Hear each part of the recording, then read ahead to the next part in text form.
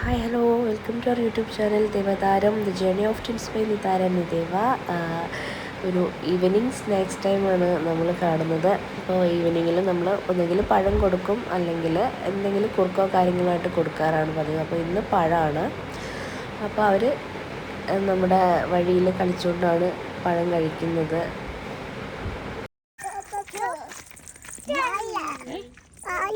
പാലല്ല, പഴം. വീഡിയോസ് എല്ലാം അപ്ലോഡ് ചെയ്യാനുണ്ടായിരുന്നു, പക്ഷേ എനിക്ക് ജലദോഷം വന്നിട്ട് സൗണ്ട് മൊത്തം അടഞ്ഞിരിക്കുകയാണ്. അപ്പോൾ വോയിസ് ഓവർ കൊടുക്കാനുള്ള ബുദ്ധിമുട്ടുകൊണ്ടാണ് വീഡിയോസ് ചെയ്യാതിരുന്നത്. അപ്പോൾ നമ്മൾ നടക്കുന്നതിനിടയിലാണ് മാമൻ്റെ എൻട്രി. പിന്നെ മാമൻ്റെ കയ്യിൽ പൊതി കണ്ടു കഴിഞ്ഞാൽ അവർക്ക് അറിയാം അത് അവർക്കുള്ളതാണെന്നുള്ളത്. അതിൻ്റെ സന്തോഷ പ്രകടനമാണ് നിങ്ങൾ കണ്ടുകൊണ്ടിരിക്കുന്നത്. അപ്പോൾ ഇനി പൊതിക്കുള്ളിൽ എന്തെന്ന് അറിഞ്ഞിട്ടേ ബാക്കി കാര്യമുള്ളൂ. അപ്പോൾ നമ്മുടെ പഴം കഴിക്കലൊക്കെ അവിടെ നിന്നു. മാമൻ കൊണ്ടുവന്നത് പപ്സും കേക്കും ആയിരുന്നു. ആരാ കൊണ്ടുവന്നേ?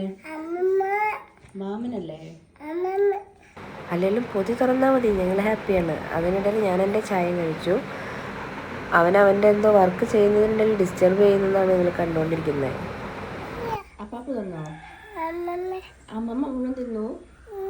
ഇല്ല, തന്നില്ല. സ്നാക്സ് ടൈം കഴിഞ്ഞാൽ പിന്നെ ഒരു ഉറക്കം പാസ്സാക്കലൊക്കെ ഉണ്ട്. അപ്പോൾ അതിന് മുന്നേയായിട്ട് ഞാൻ വേഗം മുറ്റമൊക്കെ അടിച്ച് വാരായിരുന്നു. അപ്പോഴേക്കും അവരുടെ ചേച്ചി കളിക്കാനായിട്ട് വന്നിട്ടുണ്ടായിരുന്നു. അപ്പോൾ ചേച്ചിയും കൂട്ടി അവർ ചേച്ചിയുടെ വീട്ടിലേക്ക് പോവുകയാണ് ഇന്ന് കളിക്കാനായിട്ട്.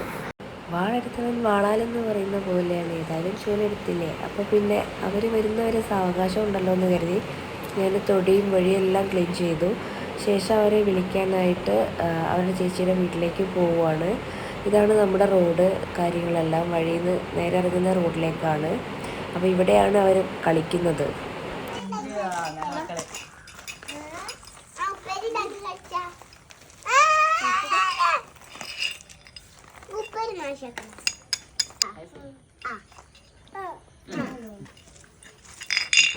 അവിടെ നിന്ന് നേരെ കൂട്ടിയിട്ട് പോകുന്നു. ഇനി ഇവരെ ഒന്ന് ഉറക്കണം. ഈ സന്ധ്യാസമയമാകുമ്പം എന്ത് തന്നെ ആയാലും ഞങ്ങൾക്ക് ഉറക്കം പാസ്സാക്കണം, ഇല്ലെങ്കിൽ ഞങ്ങൾ ആകെ ടെററാണ്. കുറച്ചൊരു 10 മിനിറ്റെങ്കിലും ഒന്ന് ഉറങ്ങിയിരിക്കുകയാണെങ്കിൽ അവർ ഹാപ്പി ആയിട്ട് നന്നായിട്ട് കളിക്കും. പിന്നെ രാത്രി വരെ കളിച്ചോളും.